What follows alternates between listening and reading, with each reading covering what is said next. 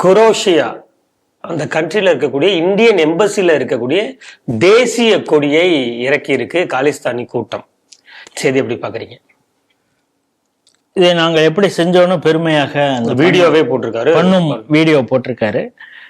இவர் Khalistani movement, Sikh for justice அதுக்காக பேசக்கூடியவர். கனடாவில் இருந்தார், இப்பொழுது அமெரிக்காவில் இருக்கிறார் என்று நம்பப்படுகிறது. தொடர்ந்து இது போல் வீடியோ பேசிக்கொண்டு இருக்கிறார். விவசாய போராட்டத்தின் பொழுதும் அவர் பேசினார். அப்புறம் பஞ்சாபில் மோடி வந்த பொழுது அவர் மீது தாக்குதல் நடத்தணும் அப்படிங்கிறத இது பண்ணார். அப்புறம் அவர் வீட்டையே நோக்கி முற்றுகையிட வேண்டும் அப்படிங்கிறத இது பண்ணார்.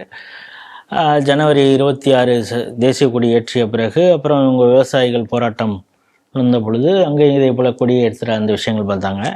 அதுக்கப்புறம் யூகேல இருக்கக்கூடிய எம்பசிலையும் இதே போல் பிரச்சனை பண்ணி காலிஸ்தானி கொடியை ஏற்ற முயற்சி பண்ண அந்த விஷயங்கள்லாம் பார்க்குறோம்.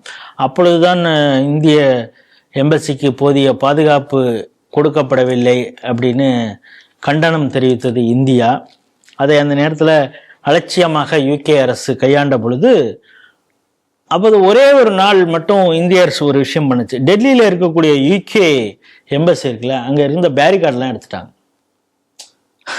நீ அங்கே பண்ணிடலப்பா, நாங்கள் ஒன்றும் இல்லை, ஒரே ஒரு நாள் மட்டும் பேரிகார்டு எடுக்கிறோம், நீ எவ்வளோ சுதந்திரமாக எவ்வளோ தைரியமாக இருக்க, நீ தான் தைரியமான ஆளாச்சா, உங்களுக்கு தான் அவங்க தோஸ்தாச்சப்பா, அவங்க அங்கே தானே அடைக்கலம்லாம் கொடுக்குறீங்க. ஊரில் இருக்கிற பல பேர் பிரச்சனை பண்ணிட்டு ஃபினான்ஷியல் ஃப்ராடு பண்ணிட்டு வரவனும் அங்கே தான் இருக்கிறான். இது போல் பயங்கரவாத இந்தியாவில் நாசக்கார வேலையை செய்யணும்னு நினைக்கிறவன், சதி திட்டம் தீட்டுறவனும் யூகேல பத்திரமா இருக்கிறான். நீ தான் தைரியமான ஆளாச்சே, இருந்து பாருன்னொடனே உடனடியாக அவங்க இந்திய எம்பசிக்கு மிகப்பெரிய அளவில் பாதுகாப்பை உடனே யூகேல கொடுக்க ஆரம்பித்தாங்க. இப்பொழுது மீண்டும் இந்த ஆரம்பித்து குரேஷியாவில் ட்ரெஸ்பாசிங் பண்ணியிருக்காங்க. நீங்கள் சொன்னது மாதிரி இந்திய தேசிய கொடியை கிழித்து விட்டு காலிஸ்தானி கொடியை ஏற்றிருக்கிறாங்க. தொடர்ச்சியாக இந்த காலிஸ்தானி மூமெண்ட்டு இந்த வேலையை செய்து கொண்டு இருக்கிறார். கனடாவில் ஆரம்பத்தில் ரொம்ப அதிகமாக இருந்தது. ஜஸ்டின் ட்ரூடோ அரசு அவர்களுக்கு சாதகமாக செயல்பட்டது. கடைசியில் அங்கே இந்த காலிஸ்தானிக்கு ஆதரவாக இருந்த ஒரு கட்சி இருந்தது, அவங்களே தோத்து போயிட்டாங்க சமீபத்தில் நடந்த தேர்தலில். இப்போது இருக்கக்கூடிய அரசு ஓரளவு இந்தியாவோடு நட்பு பாராட்டி வருகிறது அப்படிங்கிறது ஒரு பக்கம் இருந்தாலும் சில ஆக்ஷன்ஸ் கொஞ்சம் கொஞ்சம் எடுக்க ஆரம்பிச்சிருக்கிறாங்க. இந்த கோபம் கூட இவர்களுக்கு இருந்திருக்கலாம். இன்னொரு அட்வான்டேஜாக அவங்க என்ன யோசிக்கிறாங்கன்னா, இப்போ சமீப காலமாக ட்ரம்ப்புக்கும் மோடிக்கும் இந்த உறவுங்கிறது மோதல் நடைபெறுவதாக வெளியில நடந்துகிட்டு இருக்கு. அவர் என்கிட்ட பேசலான்னு வருத்தப்படுறாரு. அப்புறம் சில செக்ரட்டரிஸ் சொல்றாங்க அவர் தான் பேசியிருக்கணும், பேச மாட்டேங்கிறாரு அப்படின்னு. அவர் பாவம் நோபல் பரிசுக்காக எங்க பார்த்தாலும் அலைஞ்சிட்டு இருக்காரு. நோபல் பரிசு குடிக்கலன்னா நானே ஒரு பரிசு தயார் பண்ணுவேன் அப்படின்லாம் சொல்ற அளவுக்கு ஆயிட்டா. அப்புறம் பீஸ் கவுன்சில்னு ஒன்று ஆரம்பிச்சிருக்காரு. நேற்று அந்த பீஸ் கவுன்சில் மீட்டிங்ல பார்த்தீங்கன்னா எல்லாம் சின்ன சின்ன நாடுகள், அதாவது யூஎன்ல என்ன சொல்லுவாங்க, இந்த 5 முக்கியமான கண்ட்ரி, வீட்டோ பவர் இருக்கக்கூடிய கண்ட்ரிஸ், பெரிய பெரிய கண்ட்ரிஸு, ஜெர்மன், அந்த யூரோப்பில் இருக்கக்கூடிய கண்ட்ரிஸு, சைனா, அமெரிக்கா, ரஷ்யா, அப்படிலாம் போய் சின்ன சின்ன நாடுகள். அதில் என்னென்னா இந்த பீஸ் கவுன்சிலில் பாகிஸ்தான் கூட இருக்குது அப்படிங்கிறது. பாகிஸ்தானை அவர் அடியாளாக யூஸ் பண்ணுங்கிறதுக்கு அவர் கெஞ்சுறாரு, என்னை ஒரு பக்கம் அப்படி எட்டி இப்படி திரும்பி பாறையா அப்படிங்கிறாரு ட்ரம்ப்பை. அப்புறம் அவருக்கு இடம் இல்லாமல் ஷபாஸ் ஷெரீஃப் பின்பக்கமாக போய் நிற்கிறாரு. அதுக்கப்புறம் ஒவ்வொருத்தவங்களோட வந்த லீடர்ஸோட சாப்பையெல்லாம் வந்திருக்காங்களே, அவங்கள்ட்டோட பேச்சுவார்த்தை நடத்தும் பொழுது ஷபாஸ் ஷெரீஃப் ட்ரம்ப்கிட்ட சொல்கிறாரு, நீங்கள் என்கிட்ட என்ன, நான் நாட்டோடைய பிரதமர், அதனால என்னை வச்சு பேசிகிட்டு இருக்கேன், ஆனால் இதோட பவர்ஃபுல் அங்கே பாருங்கள் ஆடியன்ஸ் இதில் உட்காந்துருக்காரு அப்படின்னு. யாருயா அவர் அப்படின்னு காதில், அதான் முனீர் இருக்காரு பார்த்துங்க, நீங்கள் ஒரு வார்த்தை அவர் பேரை சொல்லுங்கள், முனீர் வந்திருக்காருன்னு சொல்லுங்கள். ஏன்னா அவருக்கு தெரியும் அங்கே எப்போ வேணாலும் இராணுவ ஆட்சி பாகிஸ்தான் நடக்கும், இவரோட பவர்ஃபுல் முனீர் தாங்கிறது தெரியும். நீ ஜாலியாக அங்கே பிரதமருங்கிற ஒரு இதில் திமிரில் அங்கே உட்காந்துருந்தியா, என்னை பற்றி கூட நீ கண்டுக்கல அங்கே அப்படின்னு அந்த ஆள் ஆப்பு வச்சுருவான்னு சொல்லிட்டு அவர் பேரையும் கொஞ்சம் சொல்லுங்கள் சார் அப்படின்லாம் கெஞ்சினது, காதை கடிச்சதெல்லாம் அந்த செய்தியெல்லாம் வந்தது.